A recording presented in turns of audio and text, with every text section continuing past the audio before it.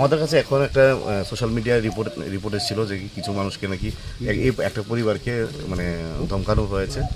তো ওই ঘটনাটা শুনে আমরা ভেরিফাই, আমি এবং তেলিয়ামুড়া ওসি আমরা এখানে ভেরিফাই করতে এসেছি। তো ভেরিফাই করে আমরা যা ওদের কমপ্লেন আছে ওই কমপ্লেন আমরা রেজিস্টার করব। তারা মূলত কি অভিযোগ করছে? তারা বলছে যে তাদেরকে রাত্রেবেলা নাকি তাদেরকে করানো হয়েছে, ধমকানো হয়েছে।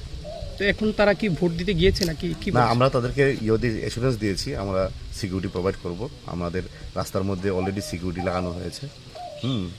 ওদেরকে আমরা বলেছি ভোট দেওয়ার জন্য, তাদের মৌলিক অধিকারটা মানে করার জন্য, প্রয়োগ করার জন্য। কিন্তু এখন তারা দেখি কি করে। কোন এলাকা স্যার এটা? এটা কৃষ্ণপুর এরিয়া, কৃষ্ণপুর বিধানসভা কেন্দ্র।